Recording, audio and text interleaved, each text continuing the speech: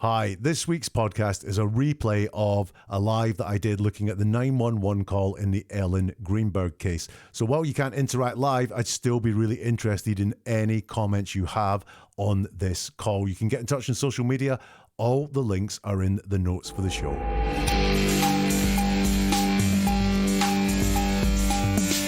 Hello and welcome to Never a Truer Word, where we look at the words that people choose to use to see if they're telling the truth, the whole truth, and nothing but the truth. And what we're looking at is Ellen Greenberg in the case of Ellen Greenberg. Ellen was found in 2011, stabbed, I think, 20 times in her apartment, her apparently locked apartment. The official ruling was she did it to herself, which makes no sense whatsoever. In fact, Hannibal sent me a message knowing that we were doing this, saying, "Thank you for analysing this 911 call. It is one of the oddest ones I have ever heard. I look forward to hearing your analysis. I cannot imagine a scenario in which Ellen did this to herself, given the physical anatomical limitations of the human body and of the injuries." And that really is what this is all about. Now, Ellen's parents have gone, this isn't quite right. And they have been fighting for justice, 13 years now. And very slowly, recently, they are inching towards getting at least an investigation opened up again. They're being able to challenge the ruling that Ellen did this to herself. So let's hope that justice is forthcoming, because there ain't no way she did this to herself. But what happened? Well, maybe the 911 call is going to shed some light on things. The 911 call is made by her fiancé, Sam. And we'll hear Sam's telling of events all the way through the 911 call. Let's have a look at what we're looking for in 911 calls that are genuine. And what we're looking for there is a plea for specific help, an urgency there as well, and a lack of inhibition. Now, just think back to emergency calls that you've made yourself. Have you not just wanted to get the help there as quickly as possible? I have mostly, I think my 911 calls have been to report car accidents or to report fires. And that has been very, very quick. Please get the fire brigade round here to this address. There is smoke coming out of the windows, or at this point, a car has just hit another point. It looks like, there's someone injured inside. Genuine 911 calls have that. Ungenuine 911 calls, you may see signs of alibi building or distancing. This was nothing to do with me. Also, something else you see in some 911 calls, which are deceptive in nature, is overly politeness to the operator, trying to get that person to really like them through a lot of politeness. So we'll look out for that in this call. So let's have a look at the first part of this 911 call. Now, I just walked to my apartment. My fiance's on the floor with blood everywhere. What is the address? 4601 Flat Rock Road. Please come help now. 4601 Flat Rock Road. Is this a house or apartment? Oh no! Oh no! Apartment. It's an apartment. What apartment number? Please hurry, please. Where is she bleeding from? I don't know. I can't tell. No, sir, you have to calm yourself down in order to get you some help. I'm sorry. I don't know. I'm looking at her right now.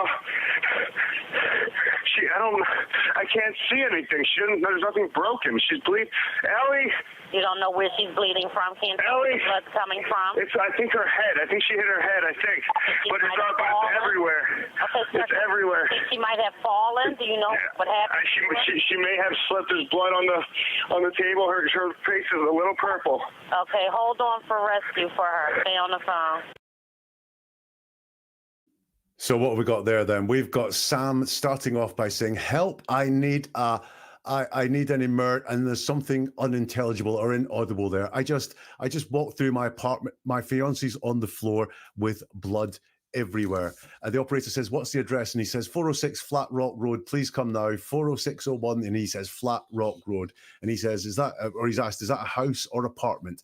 And it's, oh no, it's an apartment. Please hurry, please. Now, I see a couple of things in there which are genuine, which is the really straightforward answers to the address. Always a great sign of when someone's asked a factual question: what's your date of birth? What's your address that you need help? Because we can see how someone answers a question when they're being very truthful. There's no reason to lie about this whatsoever. And you can see that when he's asked the question, what is the address? He says 4601 Flat Rock Road. We also see some reassuring signs there. His first word is help. And then I think, although it's inaudible, he's quite specific about the help. He does say, please come now. And he does say, please hurry, please. So there are urgent pleas for help in there. However, got some worries about this as well. Now, the first thing he says is a stutter on the word I, or the first thing he says after help, he says, I need a, and when we stutter on the word I, it's really, really telling. When we say I, something, we're joining ourselves to it. Psychologically, we're bonding ourselves to what's there. And he's not saying that Ellen needs this help. He's saying, I need this help. And he's stuttering on that I needs this help. And then instead of saying what the problem is, which he elucidates further on down, he does say what's wrong with Ellen. The first thing he gives of any information about what's happened is what he was doing. I just walked through my apartment. It's not very clear, but it's I just walked through. Is the very first thing that he introduces. Is this story building? I think it could be. And it's the I just. So that's him saying, this has just happened. He wants to get across for some reason, and this is more important for him to tell the operator than what help is actually needed, what is wrong with Ellen, is what he's done, and what he's done recently. And what he's saying here is that he's just come across this. Why is that important for him to tell us? So look, I always go through these things looking for data points. So I don't just go, right, he's used the word I just, and he stuttered on I, he must be guilty. That's not for me. What I do is I build up points, data points. So I've got some reassuring data points here, and that he does have a sense of urgency in the way that he started up the call, and he does say what kind of help is needed. But I've got a big red flag on the fact that he starts off by saying what he's done. You know, what's on the screen now is the very opening part of the call. And you can see first that he says, I just walked through somewhere, before he says, my fiance's on the floor with blood everywhere. You'll notice that there's no condition given to the fiance, specifically. It's just she's on the floor with blood everywhere. The operator asks him, where is she bleeding from? And he says, I don't know. I can't tell. She's. Now, what we've got here is something to watch for all the way through this call. And that is that whenever he's asked a specific question about the condition of Ellen, he doesn't have the answer to hand straight away. It's always, I don't know. So where is she bleeding from? I don't know. I can't tell. She's. And the operator does that thing that we hear the operator do a lot in 911 calls. You have to calm down so I can get you some help. And here, do we have ingratiating himself with the operator here? You'll notice as well, and I'll play it again, his voice changes slightly and he goes very calm and he says, I'm sorry. She, I don't know. I'm looking at her right now. She, I can't see anything. She doesn't, there's nothing broken. She's Ellie. Now, all sorts of half thought through, half voiced thoughts there. I'm looking at her right now. I don't know, is what he's saying. You know, he's trying to give the impression, or maybe it's a realistic impression, that he has just found this and the very first thing he's done is call 911. But these are half-baked thoughts here. She, I can't see anything. He says, I can't see anything. Then he says she doesn't. He doesn't finish that. But then he says, there's nothing broken. Now, if he can't see anything, how does he know there's nothing broken? Or is this what's going on here, that he can't see anything wrong with her, bar all this blood? He does say she's bleeding. And he shouts, Ellie. The operator says, you don't know where she's bleeding from. And he says, Ellie, I think it's her head. Now, again, he's asked a specific question about her condition, and he doesn't have a specific answer in this at all. He says, I think it's her head. I think she hit her head. I think. So this is all thinking. It's something inaudible everywhere. It's everywhere. So yeah, again, specific question, and he doesn't have the specific answer to what's in front of him. Then this is interesting. The operator says, do you know what happened? And Sam says, she may have slipped. There's blood on the table. Her face is a little purple. Now, he's asked, do you know what happened? There's a yes, no question for you. Do you know what happened? Yes, I know what happened. No, I don't know what happened. Sorry, no, I don't know what happened. And He hasn't said that. He doesn't go, I don't know what happened. He says she may have slipped. So once again, he's asked a very specific question and he gives one of these vague, I don't know answers. She may have slipped. There's blood on, and he's obsessed with the blood that's everywhere. There's blood on the table and her face is a little purple. And then he's told, hold on for rescue. Let's have another listen to that. I need a now. I just walked into my apartment. My fiance's on the floor with blood everywhere. What is the address? 4601 Flat Rock Road. Please come help now. 4601 Flat Rock Road. Is this a house or apartment? Oh no! Oh no! Apartment. It's an apartment. What apartment number? Please hurry, please. Where is she bleeding from? I don't know. I can't tell. No, sir, you have to calm yourself down in order to get you some help. I'm sorry. I don't know. I'm looking at her right now. I can't see anything. There's nothing broken. She's bleeding. Ellie. You don't know where she's bleeding from? Can't see where the blood's coming from? I think her head. I think she hit her head, But it's everywhere. Okay, it's everywhere. She might have fallen. Do you know what happened? She may have slipped. There's blood on the table. Her face is a little purple. Okay, hold on for rescue for her. Stay on the phone. Thanks for the comments, by the way, from Sheila and Charlotte. Yeah, questions. How does he know that she slipped? And how does he know there are no bones broken? For someone who can't answer those questions when he's asked about condition very definitely at all, he seems to know a hell of a lot. Right, let's listen to another part of the call.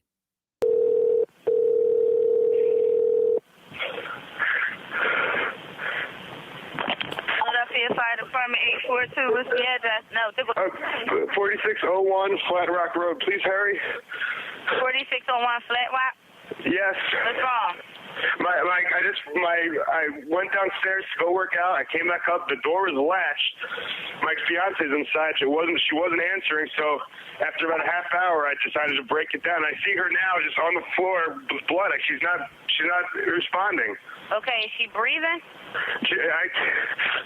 Look at her chest. I need you to calm down, and I need you to look at her chest. It's really. I really don't think she is. Listen to me. Someone's on the way. Look at her chest. Is she flat on her back? She's on her back. So I bring her. Look at her chest and tell me if it's going up and down, up and down. I don't see her moving. Okay, so what did we have there then? The next operator says, what's the address? Once again, we've got a really straight answer. What's the address? 40601 Flat Rock Road. Please hurry. And he's asked to confirm, and he answers very quickly, yes. And then it gets really interesting. He's asked, what's wrong? And instead of talking about the condition of his fiancé, the person that needs help, he tells us his story. Sue sums it up. Yeah, trying to create an alibi already. And I agree with you. That's what this sounds like. What's wrong? Not my fiancé is passed out. My fiancé appears to be unconscious. There's lots of blood around. Instead, it's my.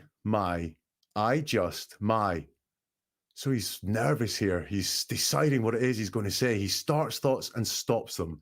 My. And then he says, I went downstairs to go work out.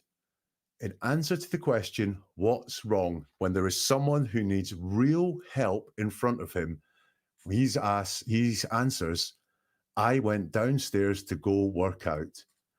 I came back up. The door is latched. My fiance's inside. She wasn't answering. So after about half an hour, I decided to break it down. I see her now just on the floor with blood. She's not responding. Wow. So it takes him a long time to get to what's wrong. My fiance's on the floor with blood. She's not responding.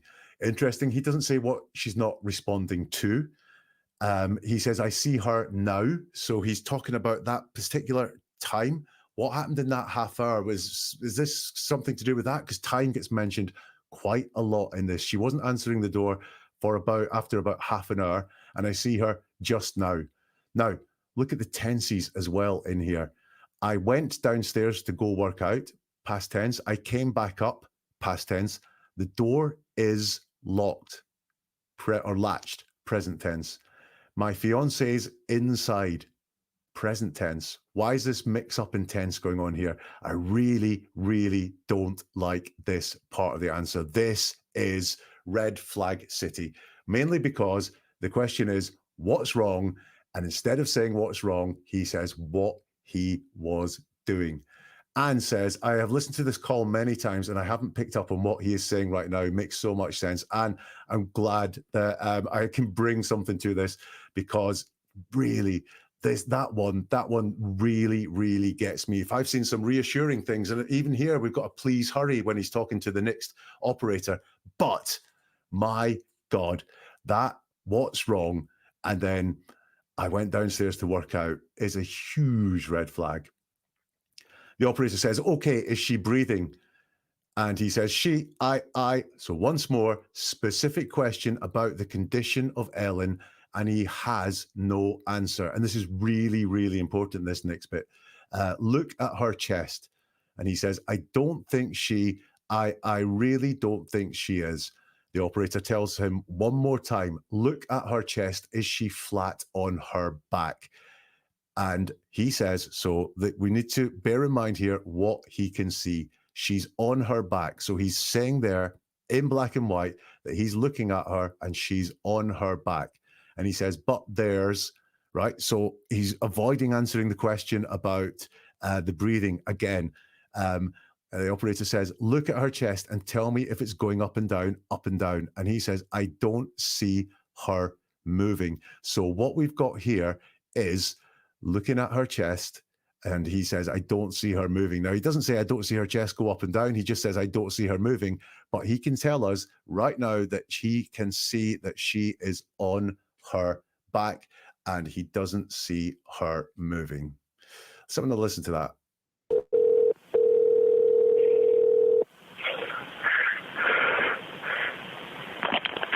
Fire Department 842. What's the address? No, 4601 Flat Rock Road. Please hurry. 4601 Flat Rock. Yes. What's wrong? I went downstairs to go work out. I came back up. The door was latched. My fiance's inside. She wasn't answering. So after about a half hour, I decided to break it down. I see her now, just on the floor with blood. She's not responding. Okay, is she breathing? Look at her chest. I need you to calm down, and I need you to look at her chest. It's really. I really don't think she is. Listen to me. Someone's on the way. Look at her chest. Is she flat on her back? She's on her back. So I bring her. Look at her chest and tell me if it's going up and down, up and down. I don't see her moving. Okay, two things I want you to remember from that bit is what's wrong, and he tells us what he did, and also that he can see that she's on her back, and he's looking at her and saying, I don't think she's moving. Do CPR. I don't. Okay, I can tell you what to do, okay, until they get there. I want you to keep her flat on her. God. Hello? Yeah, hi, okay. Are you willing to do CPR with me over the phone until they get there? I have to, right? Okay, so get her flat on her back, bare her chest, okay? You want to rip her shirt off. Okay? Kneel down by her side. Oh, my God. Ellie, please. Listen, you can't freak out, sir, because you Okay, I'm trying not to. Her shirt won't come off. It's a zipper. Oh, my God. She stabbed herself. Where? She fell with a knife. Oh, no. Her knife's sticking out. Her what? There's a knife sticking out of her heart. Oh, she stabbed herself? I guess so. I don't know where she fell on it. I don't know. Okay, well, don't touch it. Okay, so I just let her down. Here now. I mean, what do I do? No, I mean, you can't. If the knife is in her chest, it's going to be kind of hard for you to do CPR at this time. Oh, no. Oh, my goodness. Okay. Police, which operator? 277. Is someone coming here? Wow. So he's asked, okay, do you know how to do CPR? He says, I don't. There we go. We've got, once again, a really simple, crisp, clear answer when it's a fact. Yeah. Do you know how to do CPR? I don't. So she says, I'm going to tell you what to do. Okay. I want you to keep her. And he goes, oh God. The operator says, hello. He's like, yeah, hi. Okay. Like this is some casual conversation. The operator says, we're going to do CPR with me over the phone. So, and he says, I have to, right? Shiloh says it all here. I guess I have to. He should want to do anything to save her life. And he almost sounds like he's chuckling. He certainly sounds reluctant to do it, doesn't he? He certainly does sound like he's reluctant to do CPR. Inhibition, I think, is what that is called. And that's not great to see in a 911 call. The operator says, okay, get her flat on her back, bare her chest, rip her shirt off, kneel down by her side. And he doesn't say he's doing that. He just goes, oh my God, Ellie, please. He's told you can't freak out, sir. He says, I'm trying not to. I try. The shirt won't come off. It's a zipper. Oh my God, she's stabbed herself. Now, bear in mind, in the part we listened to before, he said that he was looking at her on her back and she wasn't moving, but he didn't see the knife. How does that work? Because he's going to say there's a knife sticking out of her chest. In fact, it's in her heart. But when she was lying down and the chest wasn't moving, he didn't spot the knife. How on earth does that work? And then he just starts making the most bizarre guesses. He's asked where, and he doesn't say where. He said, again, it's a story. She fell on a knife, and that is said with exact preciseness. Not maybe she has, or I think she has. She fell on a knife. Oh no. And then he says, her knife is sticking out. Not there's a knife sticking out, but he gives ownership of the knife to Ellie. Why is that? I mean, if Ellie had a specific knife that was hers that she used around the house and was known as her knife, I could get it. But right now, at this point in time, does he know that is what's there? Her knife is sticking out. It's a knife that he's giving her ownership of. Was she using it earlier on that day? Is that why he is calling it her knife? The operator picks up on this, her what? And he says, there's a knife sticking out of her heart. Now, I'm a layperson. I'm not a medical expert. I would not know where a knife was within someone, but he seems very exact about this. He's got these two exact things. She fell on a knife. There's a knife sticking out of her heart. Then the operator throws him a line. She stabbed herself? And he says, I guess so. I don't know whether she's fell on it. I don't know. He's gone from she's fallen on it to I don't know whether she's fell on it. I don't know. He's then told, well, don't touch it. And he says, okay, I'll just let her lie here. I mean, what do I do? If the knife's in her chest, it's going to be pretty hard for you to do CPR at this time. Oh, no. Oh, my goodness. Okay, is someone coming here, is what he says there. Kitty, why would you assume someone stabbed a loved one? I'd go right to the break-in assumption at first. Maybe some of that will become a little bit clearer in the call, Kitty, but he does seem to be not just making assumptions, but saying them with certainty. Jen, I have no idea how the heck they got away with saying this is, that Ellen did this to herself. Me, neither. I know there's a whole load of evidence, about 20 different stab wounds that just could not have been done by one person on themselves. But even in the way this call is gone, yeah, that doesn't sound like it either. Just listen to that part of the call again. How to do CPR? I don't. Okay, I can tell you what to do, okay, until they get there. I want you to keep her foot on her... God. Hello? Yeah, hi, okay. Are you willing to do CPR with me over the phone until they get there? I have to, right? Okay, so get her flat on her back, bare her chest, okay? You want to rip her shirt off. Okay? Kneel down by her side. Oh, my God. Ellie, please. Listen, you can't freak out, sir, because you okay, I'm trying not to. Her shirt won't come off. It's a zipper. Oh, my God. She stabbed herself. Where? She fell on a knife. Oh, no, her knife's sticking out. Her what? There's a knife sticking out of her heart. Oh, she stabbed herself? I guess so. I don't know where she fell on it. I don't know. Okay, well, don't touch it. Okay, so I just let her here now? I mean, what do I do? No, I mean, you can't. If the knife is in her chest, it's going to be kind of hard for you to do CPR at this time. Oh, no. Oh, my goodness. Okay. Police, which operator? 277. Is someone coming here? I agree with all your comments. Yeah, Sue, I'm no expert in that sort of thing, but yeah, the acting in that seems really dodgy. Let's go on to more of the call. you said 4601 Flat Rock, right? Yes. Okay, someone's on the way. And the knife is still inside? Wait, so what? The knife is still inside of her? Yes, I didn't take it out. Was it her chest or what area? It's in It's in her chest. It looks like it's right in her heart. Okay, someone's on the way out there. Okay, just get. Oh my God. Okay, How old is thank you. she? She's 27. 27. And there's no sign of life at all? Like, pinch her to her arm. No, please don't be. What? Pinch her under her arm and tell me if she responds to pain. She's Ellie. She's not. Her arm and her hands are still warm. I don't know what that means, but there's blood everywhere. I know, but you can't, and the knife is still inside of her. How far? Can you see how far it went in? It looks pretty deep. Okay. It looks it's a long knife. Don't touch anything. Yeah, don't touch anything, okay? I'm not touching anything. I can't believe this, though. So wait, it was just you there with her? We're the only ones here. So a lot happening there. Once again, he's asked the address, and it's just a yes answer. Very simple, crisp, clear answer. Factual questions where there's no point in lying and there's no need to lie. Really shows how someone tells the truth, and that's what we've got here. He's asked, or he's told, okay, someone's on their way, and the knife is still inside. And he says, is the what? And this is a question to a question. Look, it's manic. There's a lot going on. Maybe he didn't hear, but when we do hear a question to a question, this is potentially someone buying thinking time to think about what it is that they're going to say.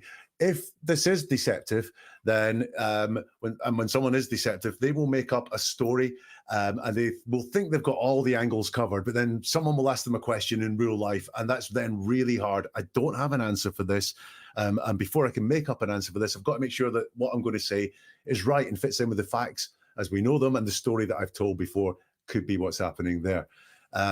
She repeats the question. The knife is still inside of her. He says, yeah, I didn't take it out. The operator says, in her chest or what area? He says, chest. It looks like it's right in her heart. Okay, someone's on their way.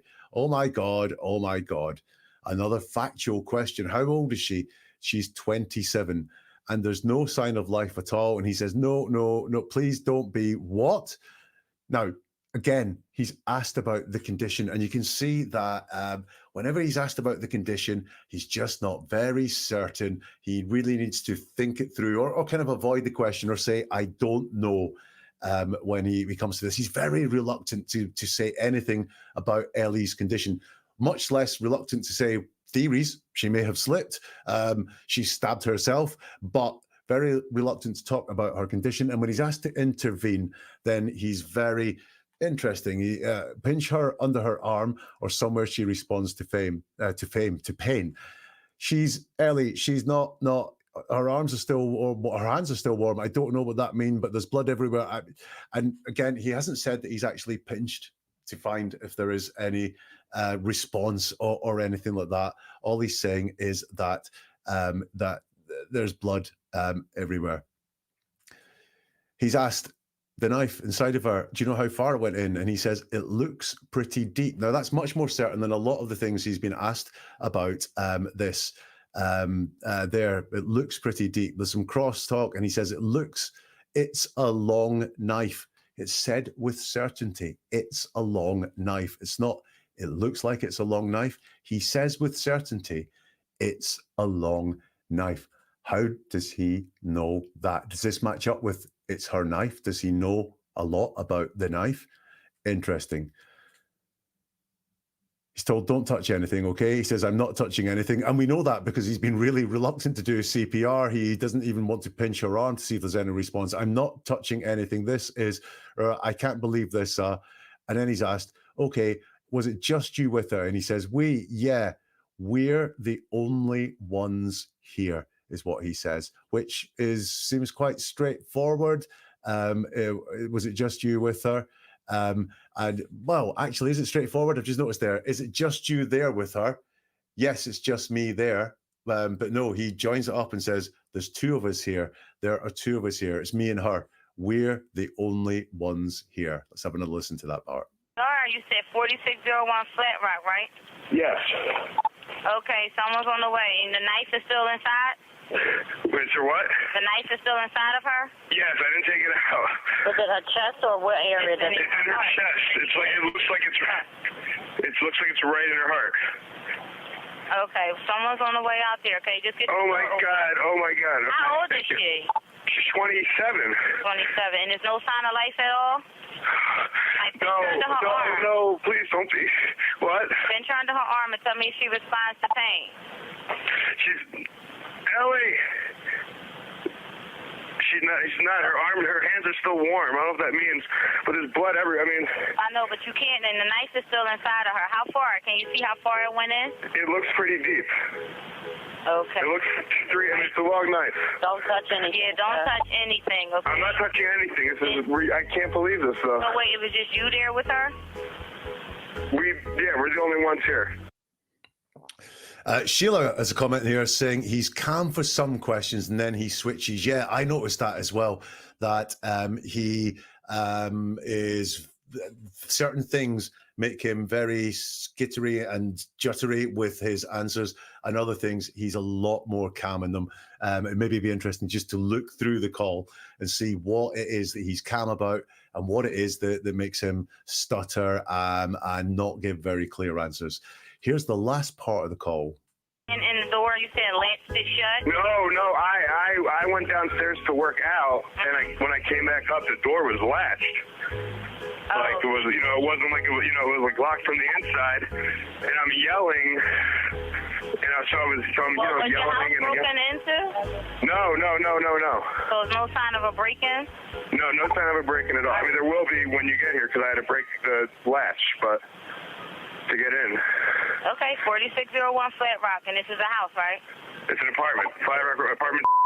Okay, that'll help. Oh my God. All right, thank you. Bye. And that is the call. So what happens in the last part there? He's asked, she ran out the door, you say, and latched it shut. And he says, no. And then he stutters on the I went downstairs to work out. No, I went downstairs, just go downstairs. But he has to tell us that he went downstairs to work out. And when I came back up, the door was latched. Like it wasn't like, I wasn't like, it was like locked from the inside. And I'm yelling and I saw what's going on there. How does he know it was locked from the inside? I don't know. Does he, or when he's there, why does he know it was locked from the inside? Why doesn't he just think the door is locked somewhere? Don't know. I don't know the ins and outs of that door. But again, he seems to be giving away a little bit more knowledge about what has gone on than he wants to convey here. Again, he's making sure that this story, he repeats, I went downstairs to work out. When I came back up, the door was latched like it was locked from the inside. The operator says, was your house broken into? And he says, no. How does he know? How does he know his house wasn't broken into? I don't know. I don't have the answers to that question. I wasn't there. I don't know what happened, but he's very definite that the house wasn't broken into. No. The house was not broken into. He's asked, no sign of a break-in. He says, no sign of a break-in at all. Now, how does he know? Because in his telling of the story, he's just walked into the apartment. He's found Ellen there and he's called 911. Has he scanned all the windows?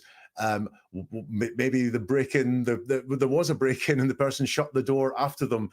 He just is, again, very definite. No sign of a break-in at all. I mean, when you get here, there will be, because I had to break the latch but to get in, which is like, fair enough. And then I don't appear to have anything else on the call there to show you, but I know that he did do at the very end. Thank yous. It was very much ingratiating there. Thank you. Let's have a listen to that part again. If you're in the live chat, let us know what you think about is in this call. Let me know if it reassures you. I've seen reassuring signs myself that he does seem to want help urgently, that he does seem to want some sort of help, but I've seen a lot of red flags as well. So let's see what you guys think.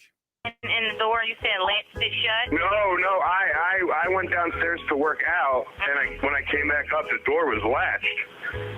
Like it was, it wasn't like it was, it was like locked from the inside, and I'm yelling, so I'm Was your house yelling broken into? No. So there's no sign of a break-in? No sign of a break-in at all. I mean, there will be when you get here because I had to break the latch, but to get in. Okay, 4601 Flat Rock, and this is a house, right? It's an apartment, apartment. Okay, that'll help. Oh my God. All right, thank you. Bye. Right. Let's see what you guys think then. So we've got Shari, the medical examiner, rules a homicide, then admitted law enforcement urged the medical examiner to change to the fact that Ellen did it for herself. That's what I have heard as well. I mean, I've seen the diagrams of the knife wounds and so on, and it just does not add up. There's something seriously wrong here, and I do hope Ellen's parents do get the chance to challenge this. Sue says the scene was cleaned and there was a big cover up from all I know. He will never get charged, but I hope the family get resolved. Kitty, a lawyer would be the last thing I'd have on my mind as processing a loss. Yeah, this was the interesting one I wanted to look at as well from Shari. Yeah, apparently he did call people in that half hour before he called 911. There were some interesting calls from Sam there. Erin, no messing about. Erin has, there's a lot there in that call, isn't there?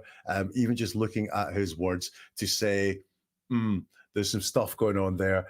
He seems to have the real want to build an alibi as to where he was when this went down. He was downstairs working out. He really wants to give this immediacy, especially at the start of the call. Like, I've just walked in and I've discovered all of this as well. And then he is very strange. At being asked about the condition of the body seems to put him on edge rather than providing answers that would help with the help. We're getting the emergency help to the guy. Sheila, I saw a reconstruction of someone trying to do this. It was almost impossible. I can imagine. I've only seen the diagrams, Sheila, but absolutely, yeah. Sleuthy, he gave us his alibi in the call first thing. I mean, that was the biggest red flag to me. Was the very first thing he talks about is what he was doing. I just walked in. And then when he's passed on to the second operator, that big one, what's wrong? And he tells us what he did. That is a huge red flag. We have the way he said bye at the end of the call. And I think it was it Sheila that said earlier, he's up and down, very stuttery and stammery at points, and very calm as well. At other times. I do have a comment as well, which we got on YouTube from Afton. Let me just find that one. Afton says, the half hour of thumb twiddling while he's waiting for her to answer the door stands out. His first thought when he mentions the knife is that she stabbed herself.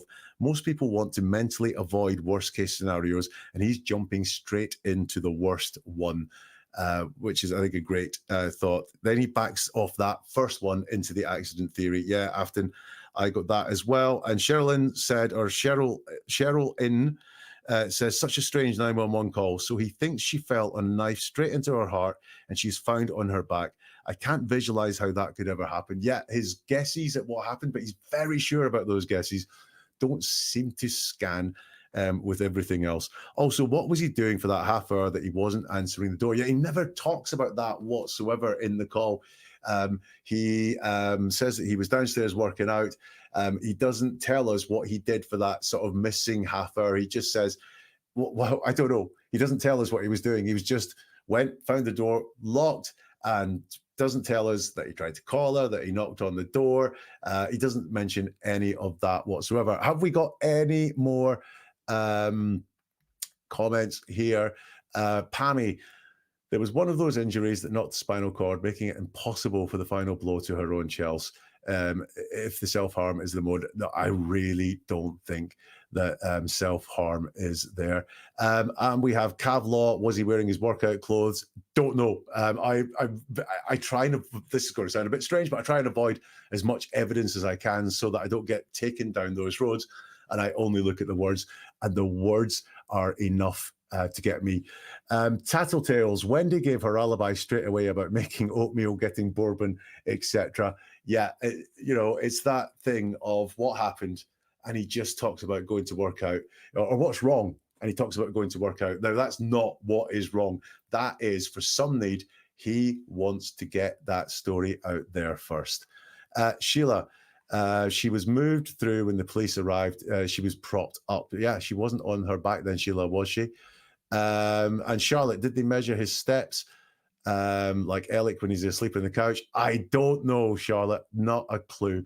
Sleuthy, just because the door was locked, why did he think something was wrong? He doesn't explain that in that call whatsoever. Tattletales, I'm familiar with 911, and this definitely sounds suspicious. Yeah, I have an entire playlist on this channel of 911 calls. The vast majority of them are suspicious, and they all have some element, sorry, not just suspicious, have led to convictions, have led to people being found guilty of doing the crime that they were calling in to report. The vast majority of them have alibi building inside the call. Right. That is it. Thank you very much for joining us. I hope you've enjoyed it. We'll maybe do another live one soon, because the comments, etc., they have been absolutely fantastic. And if you're watching on replay as well, then do get involved in the comments below, or get in touch on social media. I'll put all the links in the show description, because I really think this is a case that is really worth highlighting. It's really worth keeping the momentum up on this one as well, because let's hope that there is soon justice for Ellen. It is going forward very slowly, but it does look as if it is at least going forward. And we'll see you again soon with something new from Never a Truer Word. Bye-bye.